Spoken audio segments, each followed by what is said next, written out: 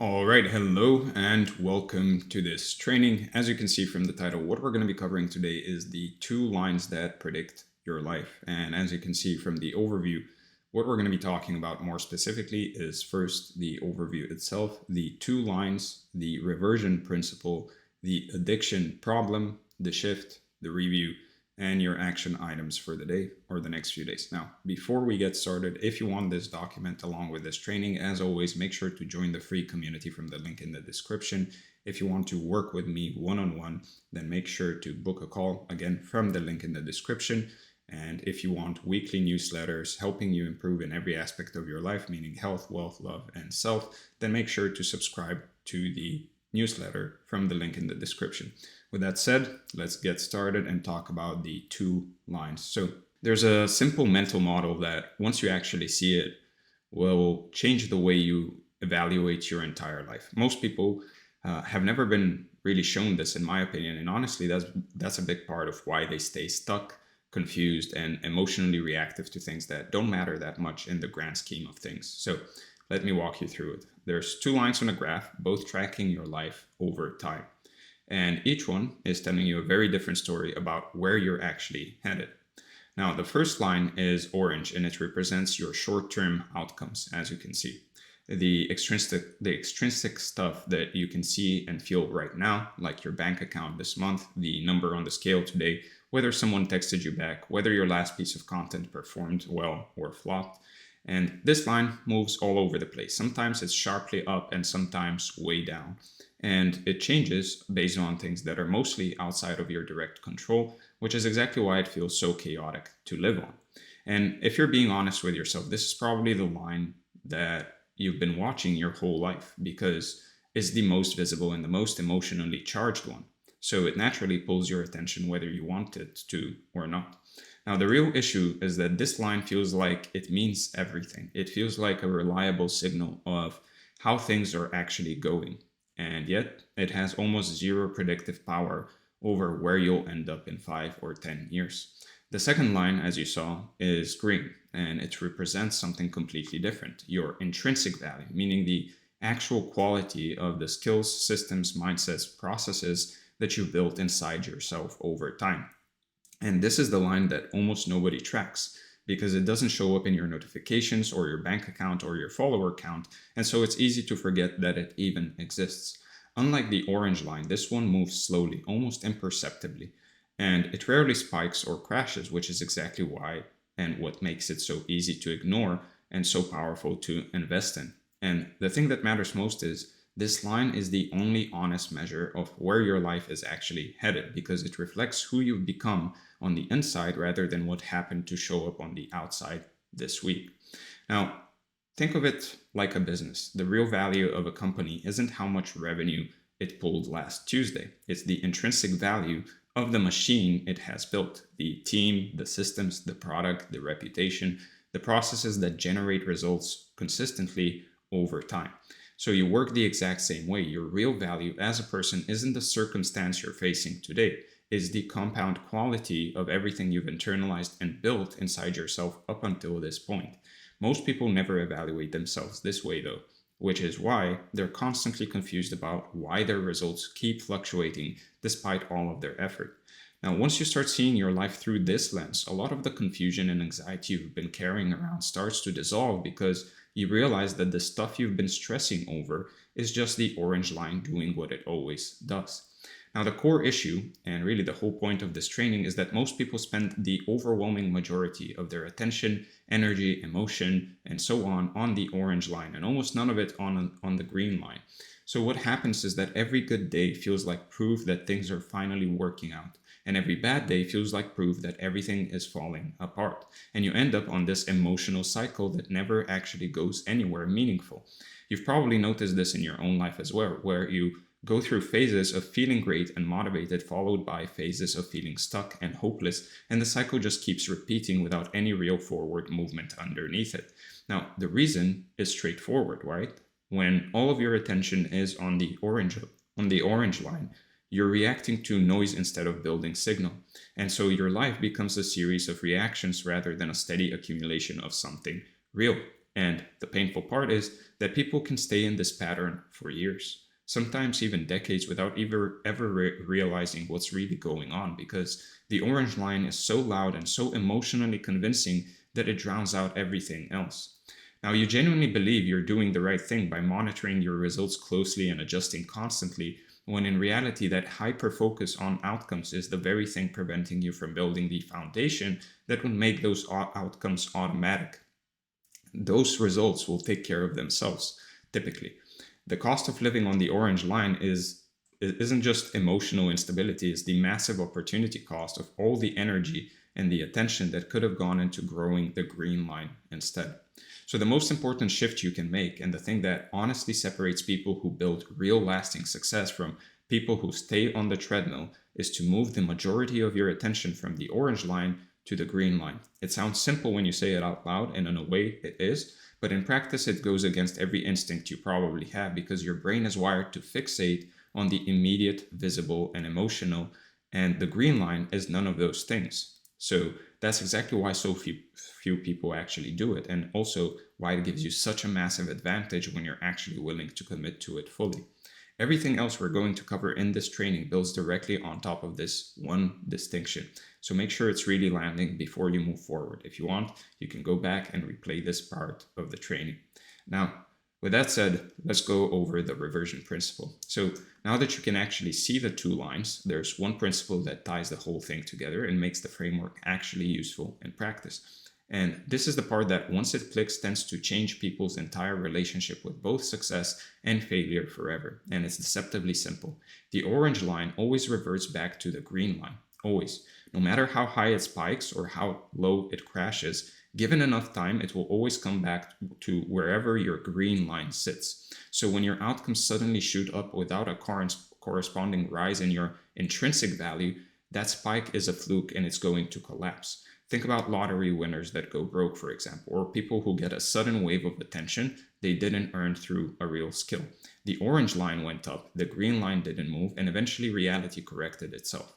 Those spikes are dangerous because they make you feel like you've arrived, like you've finally cracked the code. And so you stop doing the things that actually build long-term value because it seems like you don't need to anymore, right? And once that spike fades, you're often worse off than before because you wasted the window where you could have been growing the green line during a period of favorable conditions. On the other side, when things on the orange line crashes while your green line is steadily climbing, that dip is just noise. It's temporary. It will correct. And this is honestly where most people quit, right at this exact point, because they mistake a short-term dip for a long-term verdict on their life. So a bad month, a bad quarter, even a bad year doesn't tell you anything meaningful about where you're headed if your green line has been consistently rising throughout that whole period. Now, the real tragedy is how many people throw away months or years of accumulated growth by panicking during a dip and abandoning the very processes, the very habits that were quietly building their intrinsic value their entire time. So if you can learn to look at the dips as data points instead of emotional triggers, something fundamental shifts inside you. You stop being controlled by those circumstances and will start operating from a completely different place. Now, the key realization here is that you can't afford to be fooled in either direction. Spikes are just misleading as dips. So getting excited about a spike and getting devastated by a dip are the exact same mistake. They're just wearing different clothes. The goal is to become genuinely neutral about both. To see a spike and think, interesting, the orange line is doing its thing. Let me keep building my processes and value, intrinsic value. And to see a dip and think the exact same thing. This is genuinely hard to do, especially early on, because your emotional wiring treats spikes and dips as meaningful signals that demand your immediate response and attention. And yet this neutrality is absolutely essential, because the moment you start reacting emotionally to the orange line in either direction, you've already taken your attention off the only thing that actually matters. In a lot of ways, the orange line is constantly testing you. It's testing whether your commitment to the green line is real or conditional. Every spike whispers, you can relax now, and every dip whispers, maybe this isn't working. And both of those are lies. If your effort and focus only exist when the orange line looks good, then your commitment was never to the process. It was never to the actions that will get you where you want to go. It was to the outcome all along. And the orange line will eventually expose that. The people who build the highest green lines are the ones whose effort doesn't fluctuate based on their conditions. Good day, same work. Bad day, same work. That's what unconditional commitment to the process actually looks like in practice. So here's a useful way to think about all of this. The orange line is the weather. It changes hour to hour, day to day. Some days it rains. Some days the sun comes out. And most people make their biggest life decisions based on the weather, right? They quit on rainy days and they coast on the sunny ones. Their motivation, their discipline, their emotional state, it all fluctuates based on whatever just happened. Now, the green line is the climate. It's the average over a long period of time, months, years, decades. And the climate is the only thing that actually matters for your trajectory because the weather always reverts to the climate eventually. So the question you should be asking yourself is whether you're making decisions from the weather or from the climate. If you're making long-term moves based on short-term conditions, you're going to end up in a very frustrating loop that never resolves. Climate thinkers don't celebrate too hard on sunny days and they don't collapse on rainy ones. They look at short-term shifts as mere data points and not reasons to change course. And that gives them a level of steadiness that most people honestly cannot comprehend, is that neutrality that they have that others don't. Now, most people's fundamental problem is that they are evaluating their lives on a time frame of hours, days, maybe weeks, and that's way too short. It's like trying to judge the climate of a country based on one afternoon. So when you stretch your evaluation window to months and years, things that seem devastating in the moment suddenly look completely insignificant, and things that seem small and boring in the moment suddenly reveal themselves as the most important moves that you've ever made. So as a practical rule, try checking your outcomes once every 2 to 4 weeks maximum. Tomorrow, your life won't look meaningfully different from today. But if you obsess over your processes multiple times per day, over the actions that you need to take, the compound effect over months will be staggering.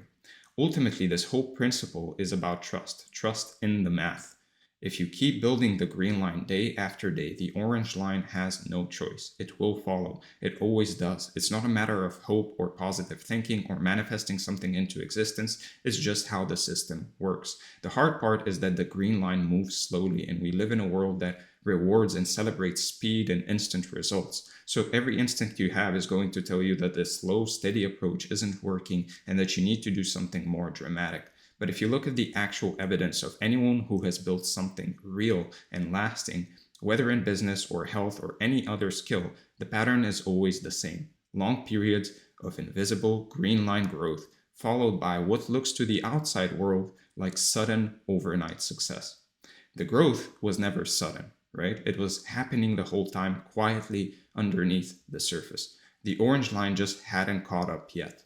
And this is where it actually gets exciting because the green line compounds, right? Every new skill, every refined process, every action you take, every mindset shift you internalize doesn't just add to your intrinsic value, it multiplies it. The more you build, the faster you build, and the harder it becomes for the orange line to stay low for any meaningful length of time. There's a tipping point where your green line gets so high that even the worst dips in the orange line barely even register because your foundation is so solid that the recovery happens almost automatically. That's the point where outcomes start feeling inevitable instead of uncertain, and where you can actually start detaching from the outcomes fully because you're not hoping anymore. You're just watching the math play out, and it feels completely different from anything you've experienced before because you knew it would happen. You calculated it. You made the actions, you learned the things that you needed to learn, and you know for a fact that the outcome will happen if you just take care of today. Now, with that said, let's cover the addiction problem. So if the answer is this straightforward, just focus on the green line and let the orange line take care of itself, then why don't people just do it? Why does everyone keep obsessing over outcomes when the evidence is this clear?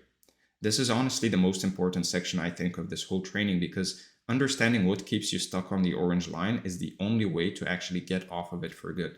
So your brain is literally wired to obsess over the orange line, and it's a feature of how your dopamine system works, and it's been running since long before you were even aware of it. And here's roughly how it works. Dopamine gets released when you receive some form of satisfaction or resolution. And over time, your brain builds an association between certain stimuli and that satisfaction hit. So once the association gets strong enough, the stimulus itself starts generating a craving before you even get the reward, which then drives you to seek it out again and again. So the loop looks like this. Your craving grows, then thoughts about the stimulus start multiplying, then temptation builds, and then you act on it, and you get the hit, and the association strengthens. And the next time the craving is even stronger, and the thoughts are even more frequent and harder to ignore. Now, the crucial thing to understand is that most of this is happening below your conscious awareness. You don't choose to obsess over outcomes. Your dopamine system generates those thoughts automatically, and by the time you notice them, they already feel like your own genuine desires and concerns and priorities.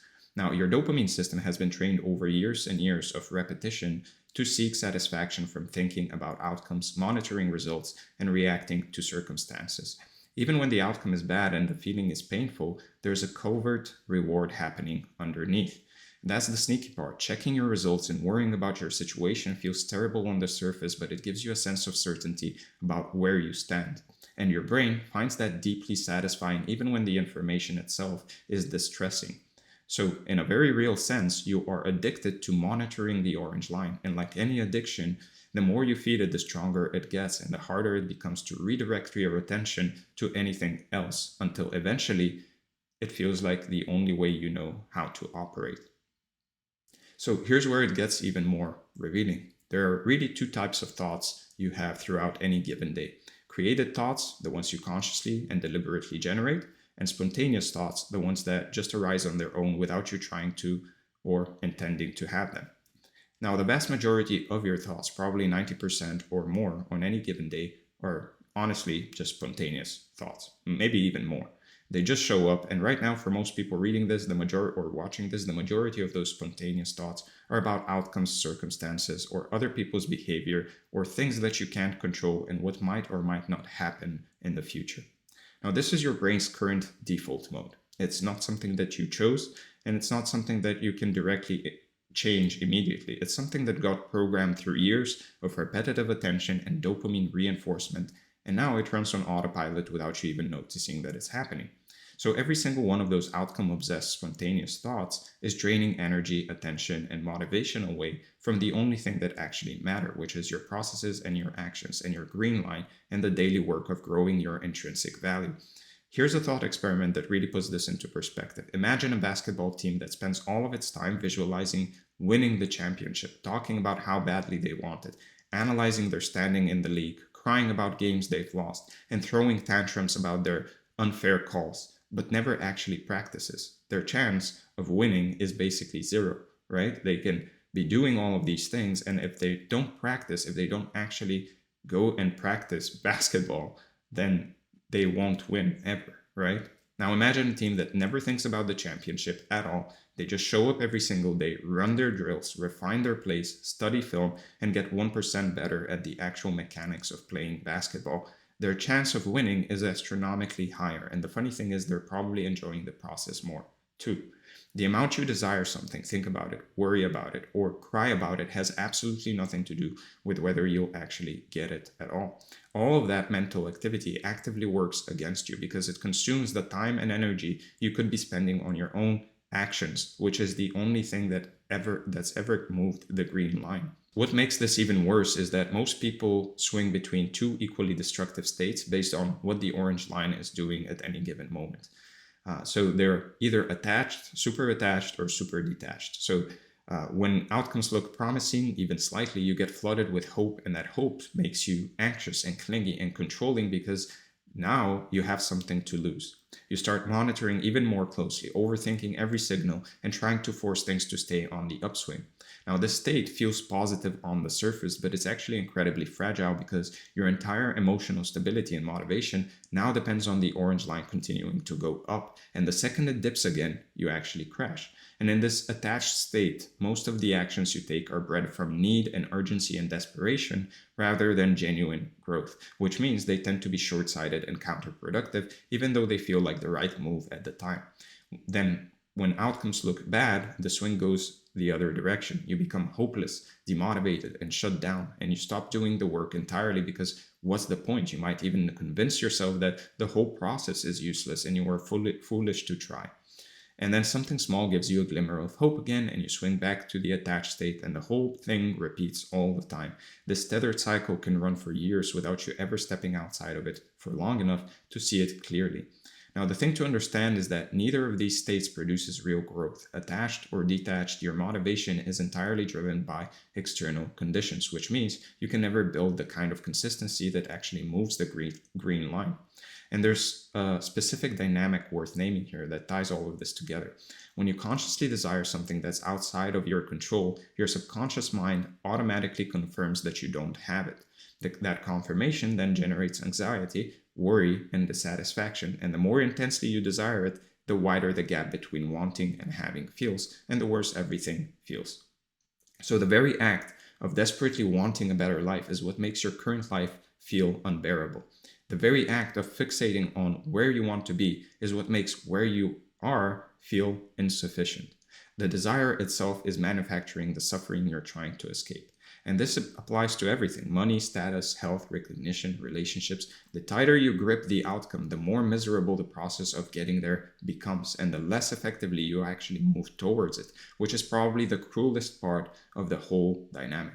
Now, for most people, this isn't something that actually happens occasionally during rough patches. It's a chronic background level hum of dissatisfaction that colors every single day of theirs, because the mind is always scanning for evidence of the gap between where you are and where you want to be. Now, the good news, and the reason this whole training exists, is that the dopamine system can be reprogrammed. You built this addiction over time through repetition, and you can dismantle it the same way. It's not some kind of a switch you flip overnight. It's a gradual retraining of what your brain finds satisfying, and it works if you're patient with it. Now, the goal is to rewire your dopamine system so that working on your processes and actions and refining your skills and updating your systems and iterating on your craft gives you more genuine satisfaction than monitoring your outcomes ever did. And the evidence that this is possible is everywhere around you. Think of any person you admire who seems genuinely at peace while also producing incredible results. They're not lucky, and they're not built differently than you. They've just trained their brain to find its satisfaction in the green line, and that training is available to anyone willing to do it. So let's talk about the shift. So now the question becomes practical. How do you actually move your attention and your dopamine from the orange line to the green line in a way that lasts? This section is where the whole framework either becomes real for you or stays theoretical, and I want to make sure it becomes real. So the first and most important move is that simple, and you can start it today. Identify the specific processes that build your green line and give them the overwhelming majority of your daily attention. That means your skills, systems, habits, learning, practice, routines, etc., whatever the actual building blocks are in your specific domain or area of life. And this has to be concrete. Work on myself does not count. You need to know exactly what process you're investing in and why they matter, or why it matters, and how you'll know whether you're improving over time. So a useful exercise is to look at your last week honestly and ask yourself how much of your time, energy, and mental bandwidth went towards obsessing over outcomes versus actually improving your processes. For most people, the ratio is shockingly lopsided towards outcomes, and just seeing that clearly for the first time can actually be a wake-up call enough. Now, then deliberately and intentionally, you need to flip it. Make your processes and the actions you take the thing you think about the first thing in the morning, and the thing you track throughout the day, and the thing you get genuinely excited about, and the thing you bring up when someone asks how things are going in your life. Then check your outcomes once every 2 to 4 weeks at the absolute most, not daily, not weekly, 2 to 4 weeks. Tomorrow, your results will not look meaningfully different from today. So checking more often is a pure dopamine seeking habit disguised as staying informed or being responsible, or just checking where you are in terms of your goals. Your processes and actions, on the other hand, you should be thinking about and refining multiple times per day. Am I running my system? Am I practicing deliberately? Am I taking action? Am I getting even 1% better at the thing that actually matters? Those are the questions that are worth asking on a daily basis. Over time, as you keep redirecting your attention this way, you'll start to notice something. The anxiety about outcomes begins to fade. Not because you stopped caring about the results, but because your brain is now getting its satisfaction from somewhere else entirely. And that somewhere else is within your control. There are two types of people in this world when it comes to how they relate to the orange and green lines. The first type is the reactor, and the second is the architect. Now, the reactor operates on a very predictable and very destructive cycle. Things are going well, so they relax and coast. Then things go bad, so they panic and scramble for a quick fix. They find something that gives a temporary spike and things look okay again. And they go back to then they go back right to coasting, right? And this repeats forever without any real accumulation underneath it. The reactor, on the other hand, the reactor is entirely tethered and attached to circumstances. When the orange line is up, they feel good and ease off the gas. When it's down, they feel terrible and desperately search for a short-term tactical solution that will make the immediate pain stop. The result is that they build zero momentum. Every spike collapses. Every crisis gets solved just enough to return to baseline, and years go by and they're fundamentally in the same place they started, wondering why nothing ever seems to stick for more than a few weeks. Now, the architect operates on a completely different logic. They start building their processes and actions and taking action regardless of whether conditions are favorable or terrible. They feel the same urgency the reactor feels, probably even more, but they build anyway. They don't chase quick wins, they don't chase shortcuts. They lay the foundations, they refine their systems, they take their actions, and let things compound in their natural pace, trusting in the math we talked about earlier. The architect's effort and motivation aren't connected to circumstances at all. Good conditions or bad, the architect does the work. That consistency, that untethered, unattached daily commitment to the process is exactly what builds the green line relentlessly over time without interruption. The architect takes longer to see initial results, maybe. Yes, the first few months can feel painfully slow compared to the reactor's dramatic spikes, but the yields, when they finally come, are massively greater, and they're consistent, and they compound, and they don't collapse when conditions change. And the most important and most honest thing I can tell you is that there is nothing you can do in the short term to drastically change your outcomes. Quick fixes, shortcuts, tactics do not work for anything that actually matters. The real tragedy is that in 3 or 6 months, when conditions are actually ripe for a breakthrough, most people have nothing genuine to show because they spent all that time reacting instead of building, all that time chasing shortcuts instead of just building the thing or doing the thing in the most boring way possible. So what exactly is this green line made of in practical terms? Your intrinsic value is built from 4 layers that compound on top of each other, and understanding these layers is what turns the whole concept to something actionable. Now, the first layer is your frameworks, your actual understanding of how to do the things that matter in your domain. What moves to make, what principles to follow, what strategies work, and why they work. This is the most visible layer, and it's where most people stop. They learn a few tactics, they pick up a few strategies, and they call it done. But frameworks alone, without the layers underneath, will collapse under any real pressure or adversity. You still need them, obviously. Without solid frameworks, you don't even know what to practice or what to aim for. Just understand that they're the starting point and not the destination, and that having great frameworks with nothing underneath them won't really hold up when things get hard. Now, the next one, and the second layer, is your mindset, your ability to stay grounded, clear, and effective when things get difficult or confusing or emotionally charged. This is what lets you actually execute your frameworks when it counts, not just when conditions are easy and everything is going your way. This layer is invisible to the outside world, but it determines basically everything about how you show up under pressure, how you handle failure, how you respond to setbacks, and whether you can actually sustain effort when the orange line is crashing and everyone around you is panicking. Without this layer, you know the right things to do, but you can't do them when it matters most, which is in practice the same as not knowing them at all. Now, the third layer is your daily practice, the actual routines and habits you run every single day to keep sharpening the first 2 layers. This is the engine that keeps the whole machine moving forward. The quality of your daily practice and your daily actions is what determines how fast your green line grows. Not your talent, not your intelligence, not your luck, not your circumstances, just your practice. You taking action on the thing. The people who build the highest green lines treat their daily practice as genuinely non-negotiable, meaning it happens regardless of how they feel or what their results look like or what the weather is doing on the orange line. That's the standard, and anything less than that is leaving growth on the table. Now, the fourth layer and the final one, and honestly, the one that sits underneath everything else, and it's, I think, the foundation, is your learning process, your ability to actually get better at getting better. How do you take in new information? How do you organize what you know? How do you identify your own weaknesses and iterate on them deliberately? This is the meta skill that powers everything else above it. If your learning process is poor, your practice will be sloppy, your mindset will be shallow, and your frameworks will be incomplete. If your learning process is excellent, every other layer accelerates dramatically. Most people have never consciously thought about how they learn. They just consume information and they hope it sticks, which is roughly the equivalent of throwing seeds on concrete and hoping something grows. You have to have a process for learning. You have to learn how to learn, essentially. Now, when all four of these layers are growing simultaneously, the green line doesn't just rise steadily, it compounds because each layer feeds the others in a reinforcing loop. Better learning improves your practice. Better practice deepens your mindset. A deeper mindset lets you execute better frameworks, and better frameworks give you a clearer feedback to learn from, and the cycle accelerates from there.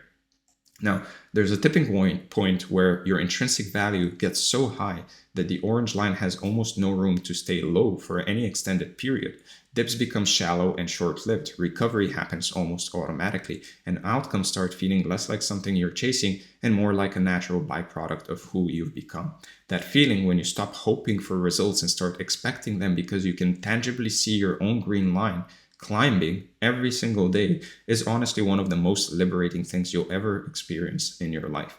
And it's not arrogance or blind confidence or delusional optimism. It's earned certainty, built one day at a time through a process you trust deeply, and it changes the way you carry yourself in every area of your life from that point forward, because you just know the outcome is guaranteed if you just take care of today. And maybe the most important thing of all is that this whole approach frees you from the emotional volatility that comes with living on the orange line. You stop needing external validation to feel okay, and you stop needing things to go well in order to stay motivated. You stop making desperate moves out of fear, impatience, and urgency. There's a quiet, settled peace that comes with knowing your green line is climbing, regardless of what the orange line happens to be doing that day. And that peace is worth more than any temporary spike in outcomes that any outcomes could ever give you.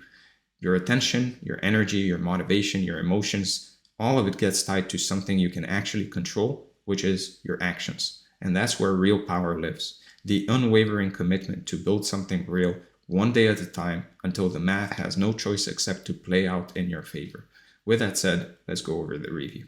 We talked about the overview, the 2 lines, the reversion principle, the addiction problem, the shift, the review, and finally, your action items for the day or the next few days. First, look at your last 2 weeks honestly and figure out the ratio of time and energy you spent monitoring outcomes versus actually improving your processes and actually taking action. Then commit to flipping that ratio starting today with no exceptions and no "I'll start on Monday." Then identify the 4 layers of your green line: frameworks, mindset, daily practice, learning, and construct a daily routine around growing each one, treating it as non-negotiable regardless of how your orange line looks on any given day or any given week. And finally, set a hard rule for yourself that you will only check your outcomes once every 2 to 4 weeks. And every time you catch yourself obsessing over results in between those check-ins, redirect that energy towards your processes immediately and towards actually taking action until the new pattern starts to feel like second nature. With that said, if you want this training along with this document, as I said earlier, make sure to join the free community from the link in the description. If you want to work with me one-on-one, then make sure to book a call, again, from the link in the description. And if you want weekly newsletters helping you improve in every aspect of your life, meaning health, wealth, love, and self, then make sure to subscribe to the newsletter from the link in the description. With that said, I hope this was valuable. If it was, let me know in the comments below. Give this video a like, hype it up. Share it, etc. Subscribe to the channel. Thank you for being here. Thank you for the support, and I'll see you in the next one.